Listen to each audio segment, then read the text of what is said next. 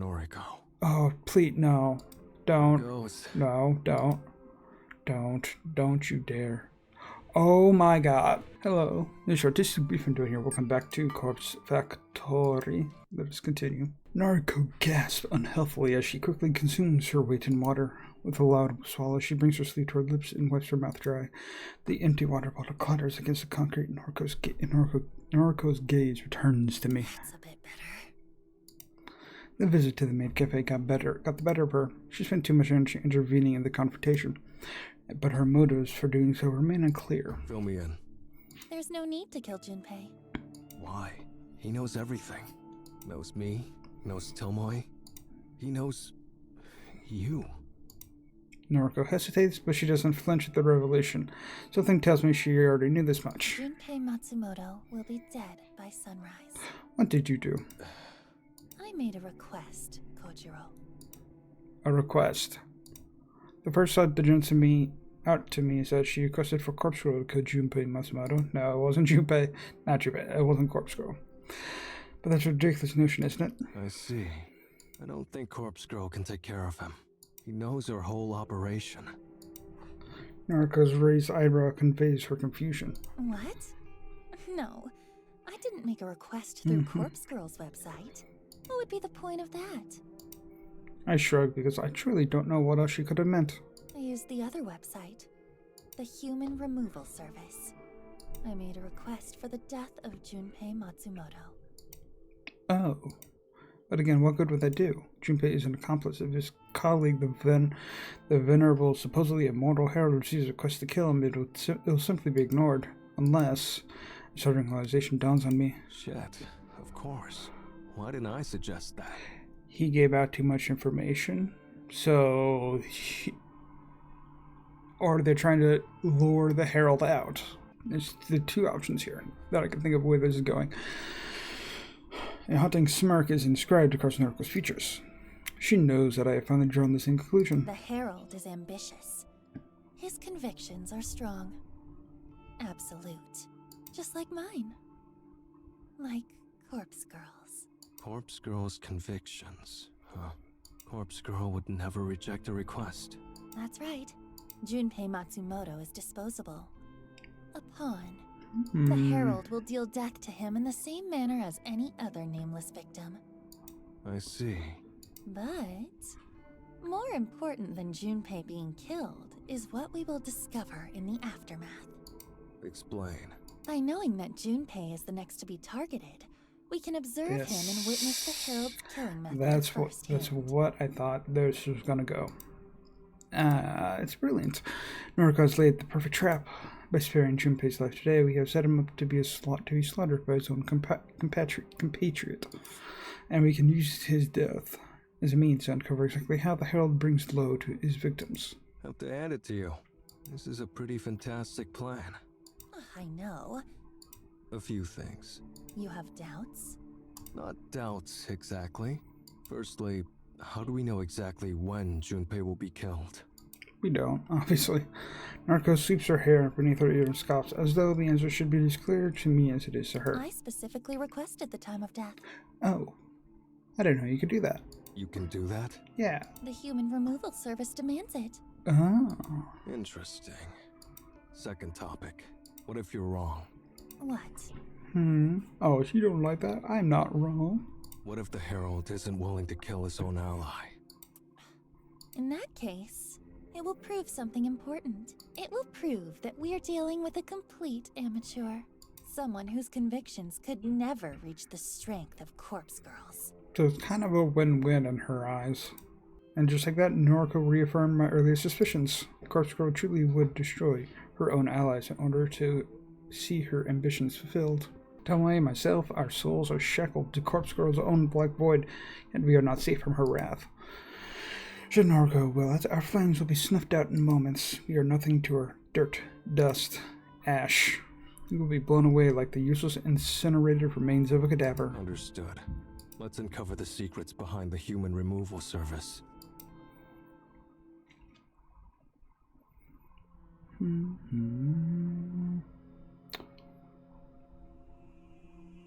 Another early morning.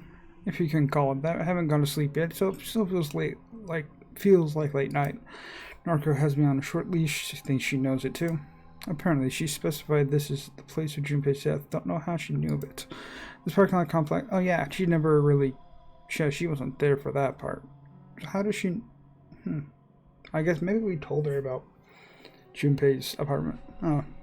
This parking complex belongs to Junpei's apartment building and extends 2 or 3 levels underground. Again, Noriko specified the exact location of the death. The human removal service seems to take user requests very seriously. How much further in? Shh. Keep your voice down. I'm just looking for a good vantage point that we can hide. Her words are severed by a violent gasp. Unable to speak another word, she simply points. My eyes obediently follow the direction of her slender finger.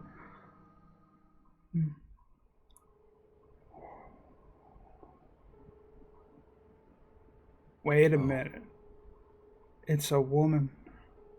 Who are you? It very much, the silhouette is very much, also the skirt and... Disappointing. Missed the main event. Junpei Matsumoto is already dead. He's floating in a sea of his own lifeblood.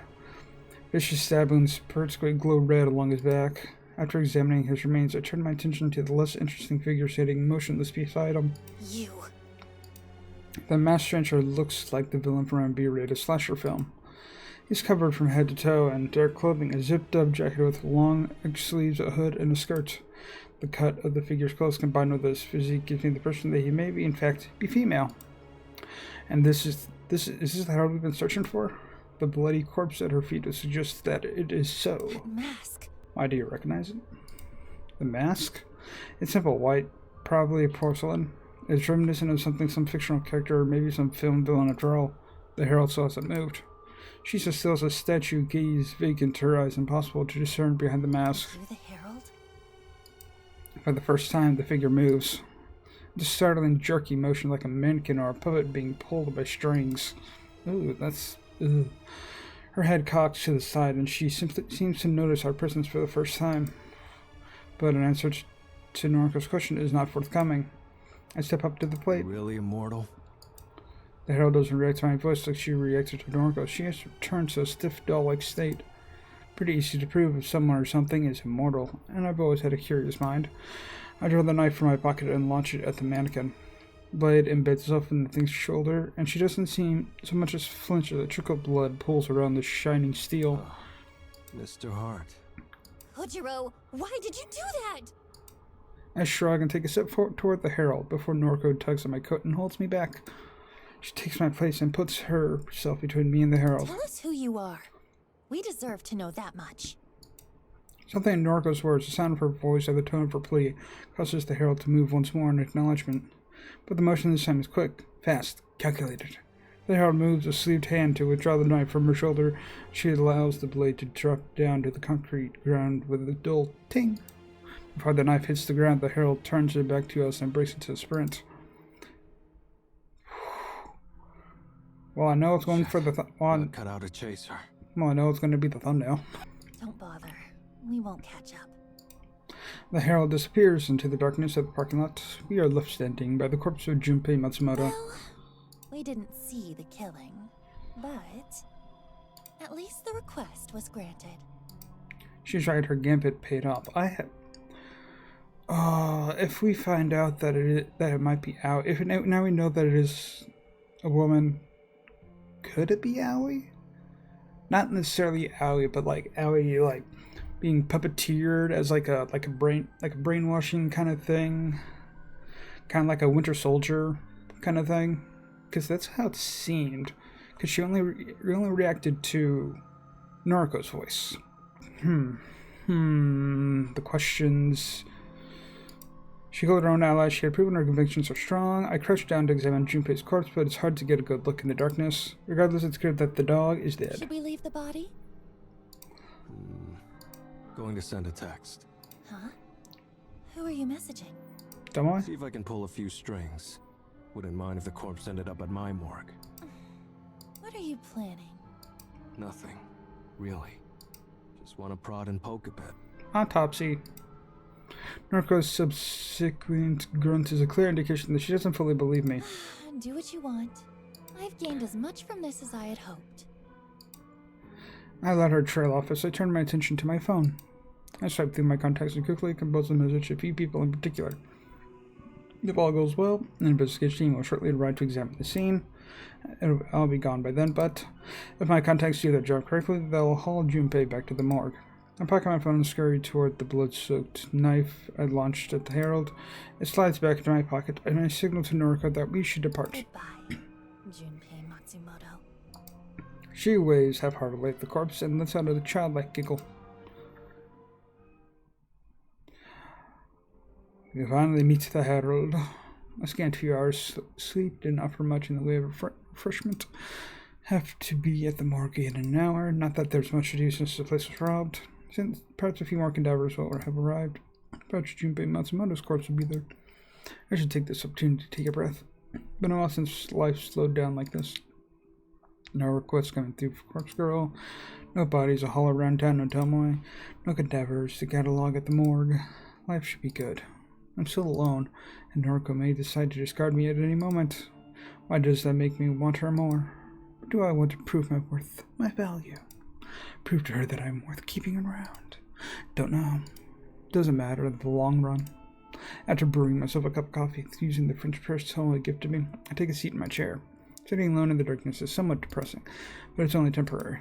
I won't be alone forever. Soon Noriko will sit here with me. We'll be together in the darkness. I'll make her see my worth. I'll make her love me the way that I love her. I'll make her feel the void that Shizuko left in my life. I'll make her treat the gnawing pain in my insides. I'll make her save me from falling into despair, from falling into old habits. Noriko will save me from myself, just like Shizuko once did. Shizuko.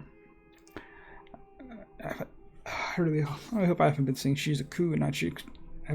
Hopefully I've been saying Shizuko and not Shizuku. Anyway, I take a sip of coffee from my coffee. It's still a little hot and scowls a gap in my mouth where my tooth once was. I forgot about that. It hurts, but I'll be okay. Soon. By the way, it's been a while since we had like a CG that I could use for a thumbnail. It's hard to hide a smile when plans unfold perfectly. The body was here, waiting for me when I arrived at the morgue. Staring down at the pallid corpse of Junpei Matsumoto fills me with more satisfaction than I thought possible. The dog is dead, and my early morning encounter with this executioner wasn't some fever dream born from wishful thinking. His body is riddled with stab wounds, deep, clean, piercing cuts, but these injuries were not inflicted by a knife. Then why was a knife there? I'm no forensic pathologist, but the wounds are too thin and too deep. Each intrusion is about the width of a chopstick. Doubt he was killed by chopsticks, though you can never rule out everything. My gaze pans down on his body, look for anything of interest. The rest of his form looks ordinary, nothing to note. I zip up the bag from now and return him to his allocated cold chamber. I take him out once in a while to have a laugh. As I raise the zipper covering his legs and groin, I have to shift his arms to fit them within the HRP. Then I flinch and my hands instinctively retract from the cadaver. I'm used to the ice-cold touch of a body fresh from the containment chamber, the sensation of lifeless, preserved flesh. This wasn't the sensation of touch that caused me to startle. It was a sight of something out of the ordinary, something I'd somehow missed in my initial observation. Junpei's fingers. 5 thick, meaty digits on each hand, 10 perfectly intact, dead, but otherwise healthy fingers. It was only days ago that I pierced 2 of his fingers, his thumb and pointer finger using cheap metal cutlery. I can't forget the distinct feeling of plunging those implements to his flesh and bone, pinning his fingers to a table. So is he alive? The corpse before me shows no evidence of ever being injured in such a manner. Nobody can heal wounds like that without medical attention. Even then, stitches and scars will remain. But Junpei Matsumoto's stitches are 100% intact and puncture-free. Interesting. Is this a fake body? Come to think of it, didn't I snap another few of his fingers in half that time I confronted him outside his apartment? I'm sure I did, crushed the bones with my own fist, but this corpse's hands didn't show signs of that either. Normal to the touch, no visible bruising. On a whim, I pull out my phone and open noise. I navigate to Junpei Matsumoto's profile, load a few profile pics, swipe through them one by one. I pull my phone right next to Junpei's head, comparing similarities between Junpei's photos and his dead body. Everything becomes clear immediately. Certain elements of Junpei's features don't match. His nose is broader in photos, his lips are thinner and more taut. The corpse in front of me is not Junpei Matsumoto. It's a copy. A clone. Junpei Matsumoto's death was faked for our entertainment. The body lying on the ground in front of the herald was planted there before we arrived, planted to convince us that Junpei had met his maker. The herald did not kill Junpei. The herald simply used one of Corpse Girl's tricks and produced a carbon copy body, all in order to fool myself and Noriko. As this revelation settles in my mind, I come to another conclusion. The morgue being robbed was no coincidence. I can almost guarantee that the cadaver used to replicate Junpei's death was stolen from this very place. A weapon of deception stolen turned against us, and the morgue was targeted before Noriko even requested Junpei's death. Almost as if the human removal service predicted Noriko's movements in advance. Is that even possible? All I know for sure is that the dog is still out there, still skulking around working for his master. This is starting to get interesting. Damn.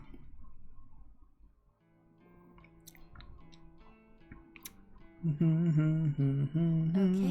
I think I'm up to date.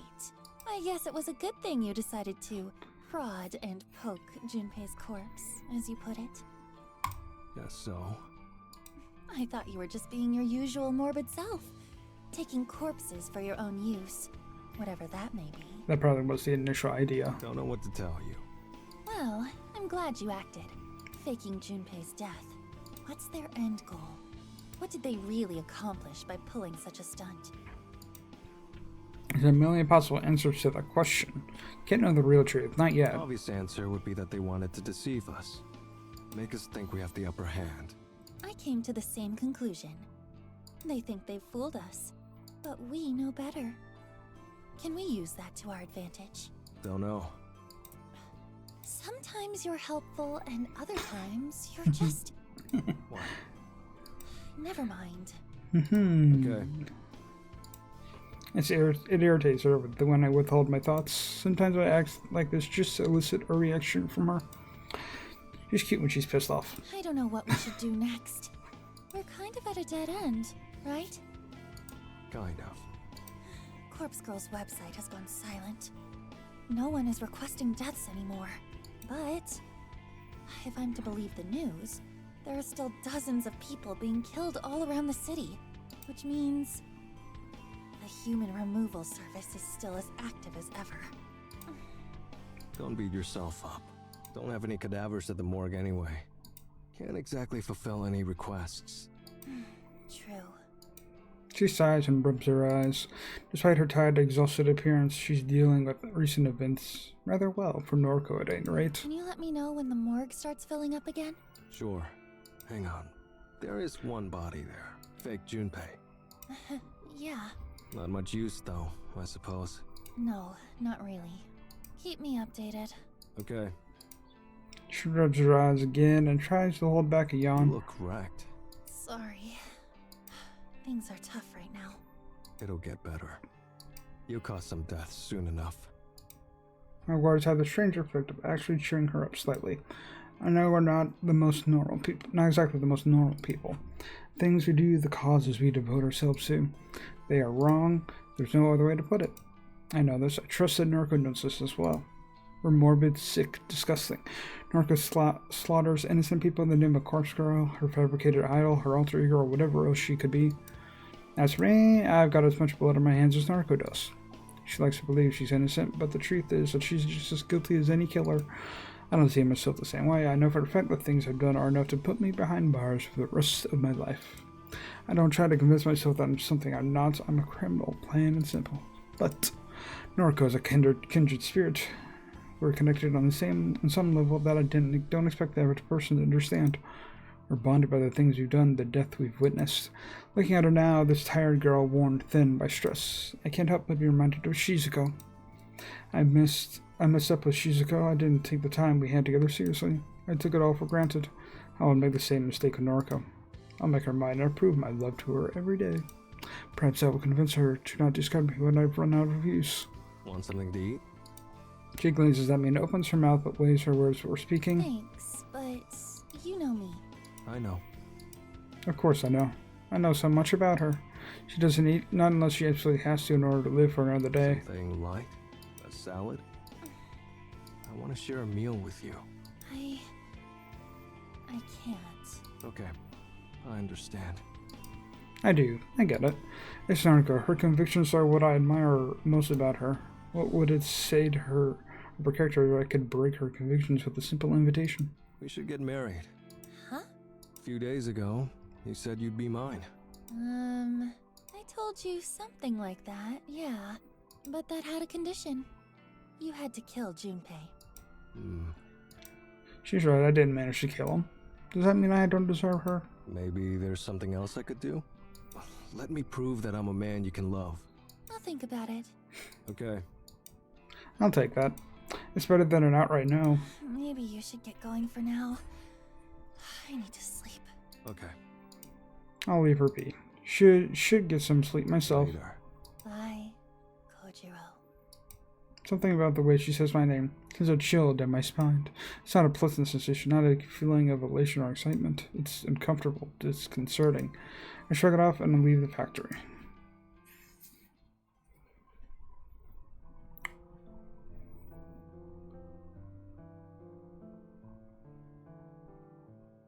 Okay, I guess we're getting Shizuko backstory. I have an uncanny vivid recollection of dragging Shizuko's corpse through the streets on the night she was killed. I had witnessed the collision. I watched speechless as the asshole who ran her down drove away like a coward. It took me a while to gather the strength to collect her crumpled body from the asphalt. By then, it was around 7 o'clock. The sun had set, but a sliver of light still peeked over the horizon, tinting the sky with an orange hue. People kept screaming at me. Wasn't doing anything wrong. Wasn't trying to smear Shizuko's blood on the sidewalk. Just wanted to take her home. She was hurt or dead. No point in leaving her in the middle of the road. She didn't comment on my suit. Got all dressed up for her. Didn't comment on the ring, even as I slipped it on her stiff finger. She didn't say a word about the size of the diamond, but she made a unique sound as we walked. It rings in my ears now and then, especially when I catch myself in quiet moments.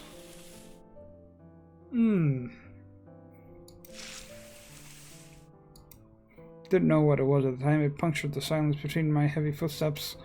Turns out the sound was caused by the fabric of her dress stretching and ripping against the coarse texture of the sidewalk, showing that sound for the entire journey home.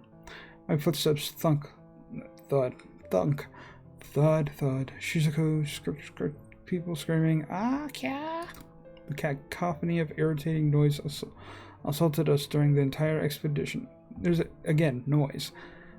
Noise is constantly talked about, whether it's what plays or actual noise. Smear. What was I saying? Silence didn't rear its head until we arrived at our destination. It wasn't easy getting her up the stairs to my apartment. I'd carried her in my arms dozens of times, always effortlessly, but during the final ascent, Shizuko's weight exceeded the limit of my muscles.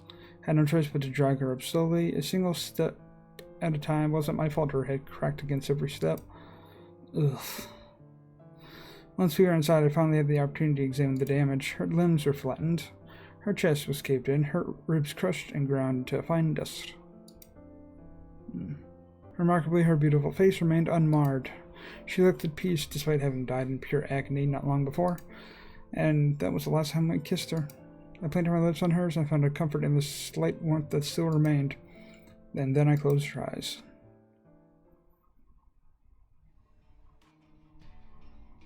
My memory of that event is so clear that thinking about it feels like I'm reliving it again for the first time. The pain hasn't dulled, but I'm glad I don't live in that apartment anymore. Climbing those stairs every day would only serve to remind me of dragging Shizuko behind me. So that's why he moved out. I cut myself free from the chains that shackled me to her, but I can never destroy the memories. I think they'll haunt me to the end of my days. Perhaps that's why I'm so desperate to fill the void she left in my life. I'm so desperate to distract myself with love from another, and yet, at the time I didn't want to let her go.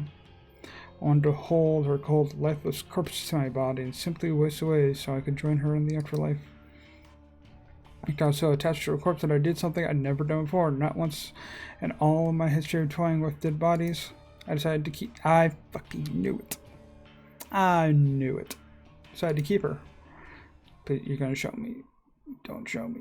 Yep, there it is. Don't know whether it was out of desperation or depression, or no, out of despair, depression, or desperation. Don't truly know why I decided to do such an odd thing. Possessed by a single disturbing idea, I emptied out the small storage closet in that old apartment, discarded everything within, then I carefully, delicately, lovingly placed Shizuko inside the dark space. She stood up against the wall, almost casually, almost like she was alive. I held her in place with some rope fastened to the wall, a loop around her neck, and a few bindings around her waist. She sagged a little, but it wasn't overly noticeable. There, Shizuko stood before me. Though her gaze was lowered, I could almost fool myself into thinking she wanted to greet me, or she wanted to simply say goodbye. Goodbye. Something I'd never considered saying to her, but I knew it was time to say goodbye to her, and to say goodbye to myself, the me that shared a life with her, the me that lived in shame of the things I'd done. Into that small storage room I piled the evidence of my guilt, all the macabre and sickening paraphernalia that I had collected over the years, found a new home within that dark space. Photos of corpses, tomes written with embalming and mummification, countless books by Noble Sinclair, that author I held so dear to my heart. Everything and everyone that made up Kojiro found itself inside that room. And with one last look at the girl, I slammed the door and locked it tight. In the old apartment. That's why that apartment is all like the smell from that apartment is like that. The ceremonial act of locking away everything I once loved had a cathartic effect. But the moments after that aren't as clear in my mind. I know that I sealed out the room and concealed the door, but I don't recall the effort that went into doing so. I know that I decided to leave the apartment behind, but I don't recall talking to the landlord. I know that I tried to move on from being the person I once was, but I don't know how much I truly changed. Then what's the mannequin? What's the mannequin in this part? What's with the mannequin in this apartment? If Shizuko is in the old apartments, and that explains the whole smell of death in that place. Anyway, because just over a year later, I'm still in this world, taking part in truly disturbing acts. I'm still obsessed with the dead, and I'm still fawning over she's at Noriko. Maybe people can't change, after all. Maybe I've been fooling myself all the time into thinking I'm different now. I'm not. I'm the same as I always was. I'm still just Kojiro. Maybe that's okay.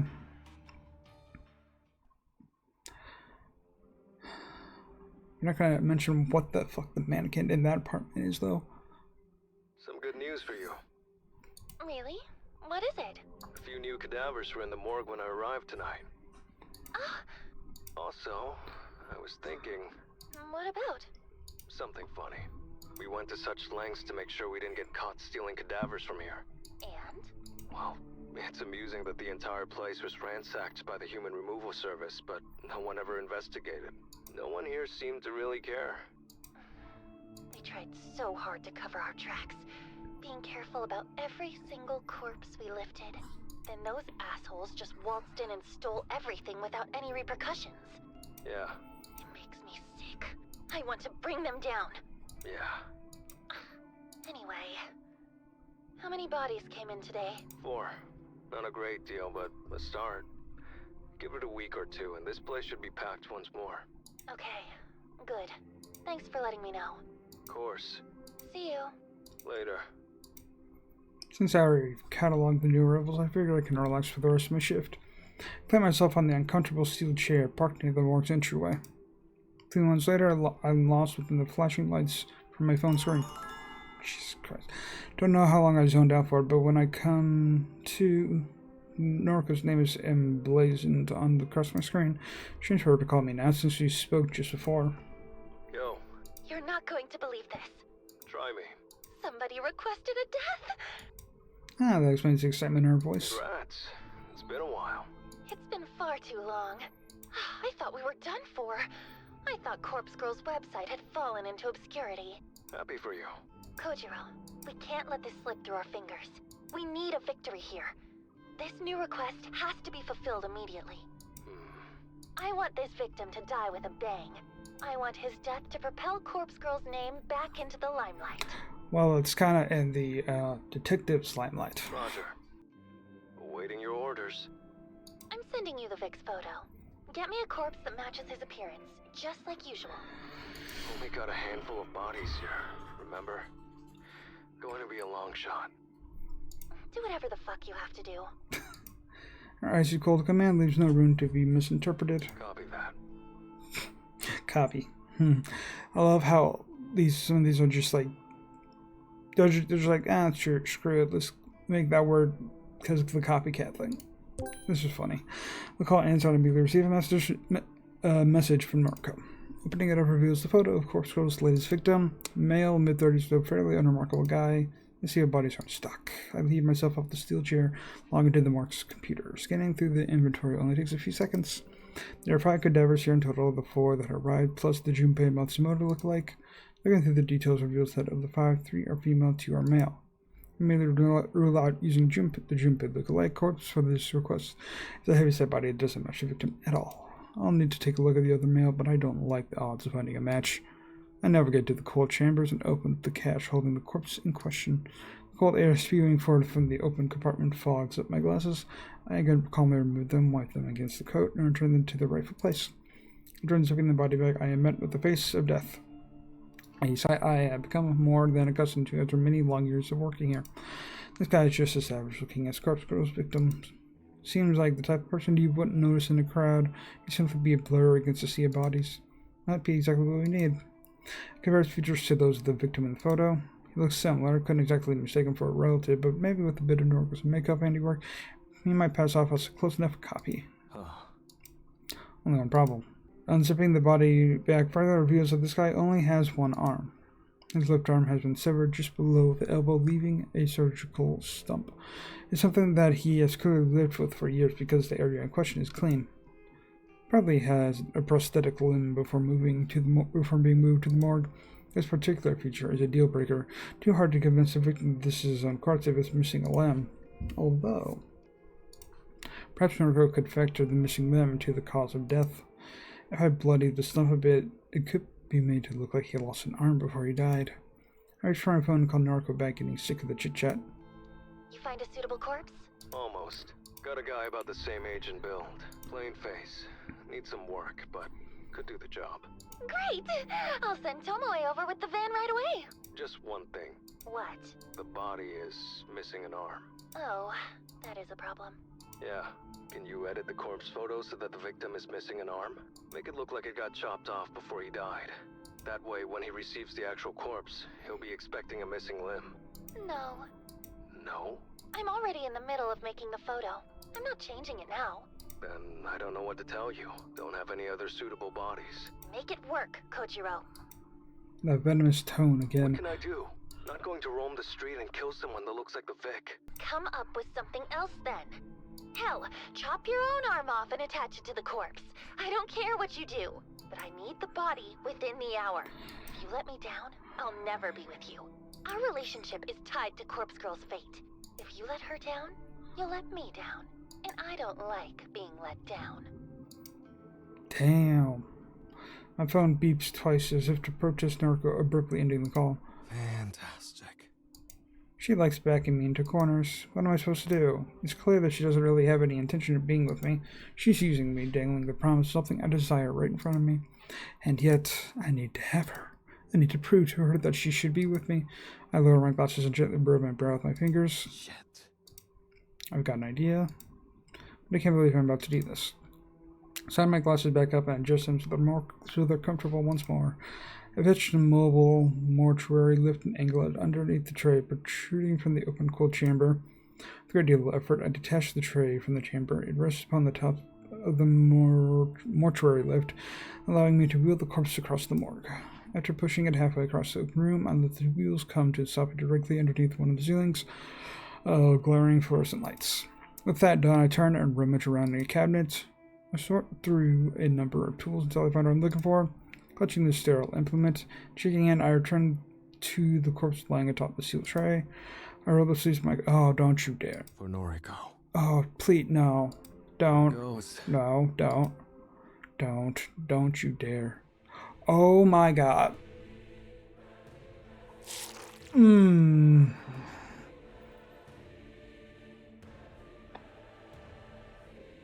Holy shit. He is desperate. When the metal bone saw digits into the soft flesh of my arm, I have to grip my teeth to refrain from screaming. I angle the blade so that it cuts away from my elbow. I need to leave that intact. The cutting process is pure agony. To prevent myself from passing out, I keep my breathing steady and try to focus on something simple. Something my brain can handle while aflame with pain. I begin to count. 1, 2, 3. I count the seconds that it takes for the jagged metal saw to reach bone. 15, 16. Still just flesh and muscle and blood spurting down my coat. 20, 21. I think I reach sinew after 24 seconds, but it's hard to tell because there's terrible numbness that is somehow worse than the original searing agony. My fingers clutching the saw begin to slip due to the perspiration. It's getting harder to even hold the tool. After some 32 odd seconds, the saw hits bone. Oh. I slided back and forth, cutting into the dense matter with as much strength as my failing body can muster. Vomit and drool have soaked the front of my coat and begun to smear together with blood. It's forming a shallow pool at my feet, and the stench of the mixing liquids threatens to overwhelm my senses. Counting the senses has become indefinitely more difficult. 43, 44, 30. Was it 21 seconds so far? No, it's been longer than that. It has been a minute by now. I've been sawing into my own arm for a full minute with the blade so it doesn't cut through all of the bone. I don't recall when I fell to my knees. I don't recall when I sit back up. I don't recall running my slimy fingers through my hair, or when flecks of blood spluttered against my glasses, or when my bladder relieved itself. I don't even recall why I'm doing this. Is it for Shizuko? Is it because I love her? No. Noriko. It's for Noriko. Actually, it's for Corpsco. I had to prove I'm worthy of her. I had to be loved by her. There's nothing else for me. 77, 98. As my count reaches 99 seconds, my right arm falls to the wet tile floor, flopping like a dead fish against the clock deck of a boat. Clock. I don't know what it looked like clock for a second. Louder groan of what can only be called relief, and I slump in on myself for sitting in the pool of foul liquid. My vision is blurred, my breathing is ragged. The sane part of my consciousness knows that I need to treat my wound. I need to apply a tourniquet or cauterize the damage, or I'm just going to bleed out and die on the floor of my own morgue. What a quiet voice in my mind, the very same one that drove me to such an extreme measure, urges me to finish my work. Getting to my feet is a struggle. I try to push myself up off the ground using both arms, but of course, I fall flat on my face when my right arm fails to react to my mental instructions. I think the lenses in my glasses smashed against a tile because my eyes seem to be bleeding now. The second attempt at pushing off the ground is more stressful. My left arm is somehow strong enough to hoist my barely responsive body. I'm swaying psycho aimlessly before collecting myself enough to fish my severed arm off the ground. Luckily, I managed to grasp the blood and vomit-soaked wrist of my former limb with my one good hand. I dragged myself toward the mortuary, lift the holds all off the corpse that I needed to attach my arm to. But I didn't think this through. I don't really know how to attach a severed limb. I bludgeoned the corpse's stump with my useless arm, trying to find some point of connection that would magically fuse the limb to the corpse. It's hopeless. And as I madly flail the arm around, I can't help but laugh at the whole situation. Of course I can't attach my arm to this corpse. The corpse is missing its left arm. I cut off my right arm. Ah, you... Even in that... Oh, okay. Good one. I throw my useless detached arm behind me, rest my weary body against the mortuary lift. Accompanying my laughter is the laughter of somebody else nearby. I had to listen really intently to confirm that I'm not just hallucinating, but I'm certain that somebody just walked into my line of sight vision, even if they are nothing more than a dark, blurred silhouette. Yo, bro. You don't look so hot. Junpei. What'd you do? Cut off your own arm? I know the voice, but I can't place it right now. It's not my voice. It's not Noriko's voice. Want me to take the pain away? Yes, please. I'll give anything to remove the pain. I can't voice my consent. My voice is already in my jaw, locked in place. Nothing a little fire can't fix. Is he gonna cauterize it? The figure comes closer. He smells foul, like a dog that is bathed in gasoline. A dog. The heavy-set figure that I now assume is Junpei Matsumoto is crouched over me. The smell of gasoline intensifies as he pours some sort of cold liquid all over my clothes. Oh no, you're just gonna set him straight up on fire. Pity I gotta light this place up. Oh. But you guys didn't get the hint when we stole all of your corpses. Well, you ain't gonna be nothing without your precious morn. And Corpse Girl is gonna wither away without her right-hand man.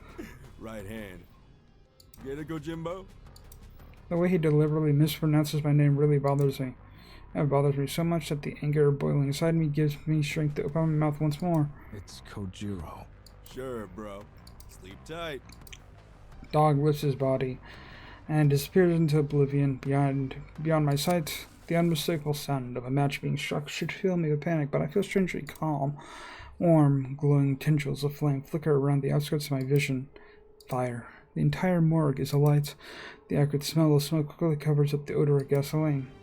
Fire. I lost my family to fire so many years ago. Maybe it's fitting that I should perish in the same way. Fire. I hate fire. I hate it and fear it.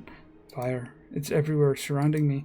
The sickening stench of burning flesh permeates my nostrils, and I realize that it's the smell of my severed arm being incinerated behind me. Fire. I close my eyes. I'm really sleepy right now. Lost a lot of blood after all. Sorry, Noriko. Sorry I loved you.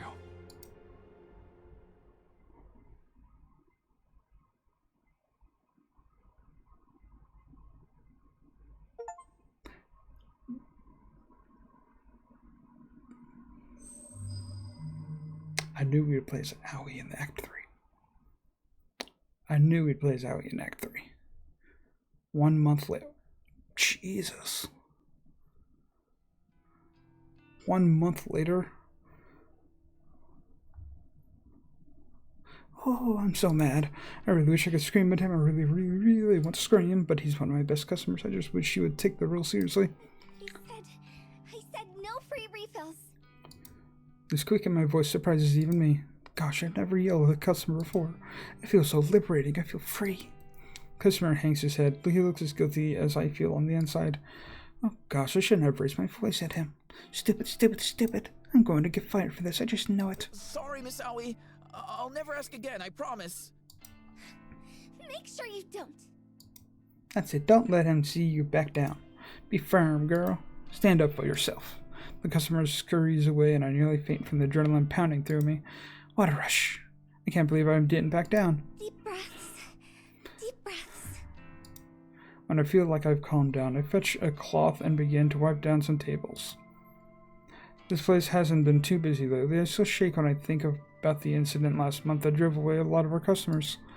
That tall, scary man with glasses and an evil face. He hurt my sweet little Junpei. He cornered him in this very cafe and stabbed his fingers with cutlery. What kind of sick freak does such a thing?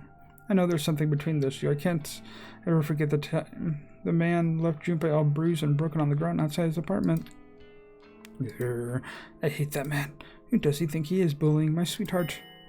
A pleasant little chime rings out from my pocket. I recognize it as a notification. I said to let me know when the cafe is closing. Guess I better get going. Luckily for me, I'm not on closing duty tonight. My co-workers will take care of all that. All I need to do is sign out of the employee app on my phone, and my full shift will be automatically recorded. Then I'll get paid on time, just like usual. Bye, everyone. I wave farewell to the other girls and tuck out the front door. I'm just going to play for a little bit. So I want to keep these going for like 50-something minutes per video. As usual, my cute little honeybee is waiting me outside. What's up, baby doll? Junpei, I rush into his arms and give him a big snuggly cuddle. I'm so happy to see you. Of course, babe. I'm always here for you. How was your shift? Not so bad. Glad to hear it. Guess things really have changed around here. I'm realizing that the bond with Aoi, I think I could have probably screwed that up way back when I was playing as Noriko with that one option. Way back. Or it still has yet to come. But I probably screwed that up, so I'm probably not going to get like a true ending or anything like that. Oh well. Yep. It's so much better since the old manager left. Good. You come tell Junpei if anyone else gives you trouble, yeah? Okay, so she didn't quit, but her old manager left. The one that treated her like shit. Okay. I will. That's why she's still working there. I nuzzle into his broad chest once more to really feel safe and warm. Can I come back to your place? Yes. He holds my hand and leads me toward the train station. I'm so excited to be with them again. Would you like tea, my dear? Whoa now, Sugar Plum. You've been serving drinks to people all day. You go kick your feet up, and I'll do the brewing. Junpei is so thoughtful. Every word he says makes it clear how much he cares for me. Thank you. I heed his instructions and nestle myself comfortably into the sofa. As I wait for him to finish up the kitchen, I scroll through my noise feed. I don't have that many friends on here, mainly just family members.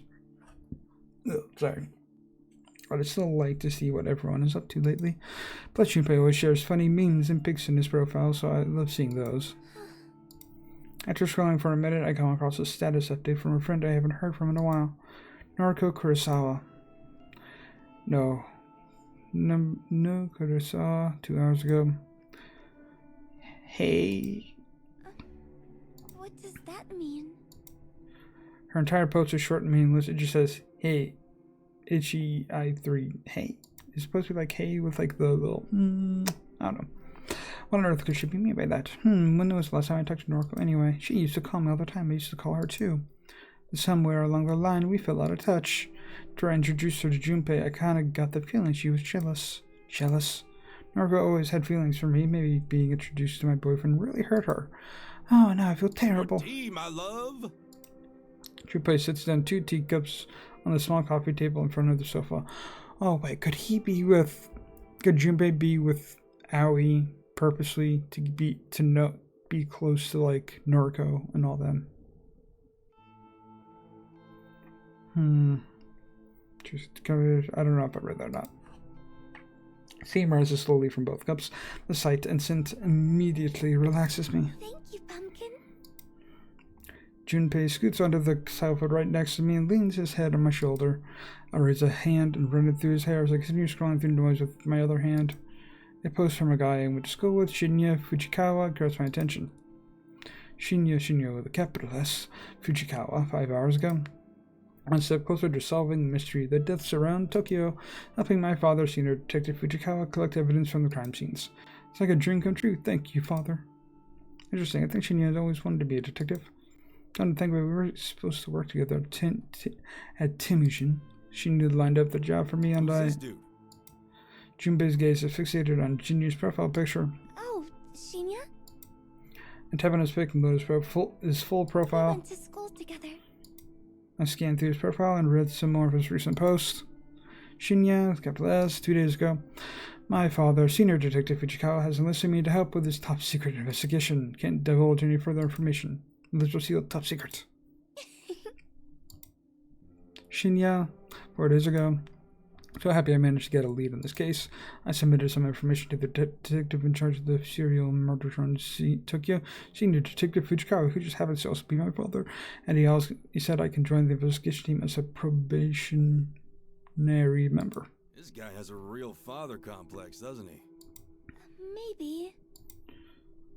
Shinya, 7 days ago. No one tells you what to expect when you experience heartbreak. Oh, wait. No one tells you how hollow and empty you would feel. No. It's important to throw yourself into work. I will do so. Heartbreak? Something about this dude tells me he's never had a girlfriend in his life. Huh. I wonder... Did they break up? Tomo and them break... Oh, this is a month later. Shinya. Very well, my love. I'm sorry I couldn't be the man you wanted me to be. Tomo and Watanabe, my soulmates, my other half, my one and everything. Please forgive me. Jeez. Have some dignity, dude. Wow. He really likes to share everything, doesn't he? I swear, he never used to be this dramatic. Junpei yawns and puts his arm around me. His classic move. He's so sweet and romantic. Put my phone down and snuggle into his body. He's like a big, soft teddy bear. I should get going once I finish this cup of tea. Really? Do you have to go? Yeah, sorry, babe. I gotta check in on Mom tonight. Oh, okay. You'll be okay, right? The thought of being alone forms a pit in my stomach. Don't worry. I'll help you out before I leave. Thank you. Junpei takes one last sip of his tea and gets to his feet. Check the usual stuff? Yes, please. He walks behind the sofa and ruffles my hair with his rough hand. The bandages wrapped around his fingers feel coarse against my scalp.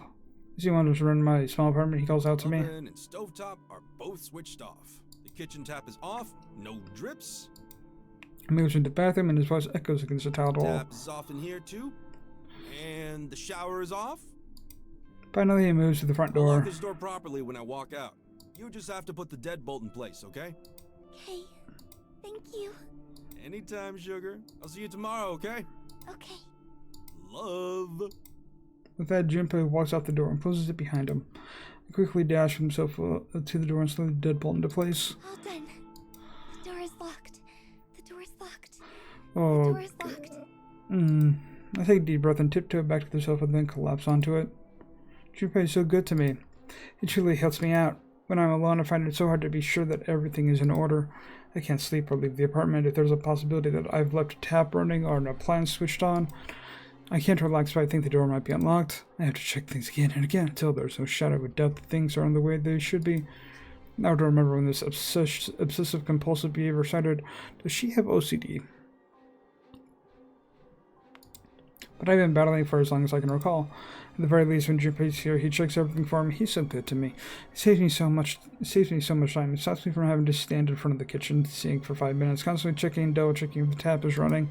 Logically, I know it's easy to see the water is flowing from the faucet. You can see it, you can hear it, and you can feel it, and if you slip your hand underneath the flow. But logic rarely applies when I find myself second guessing my own senses.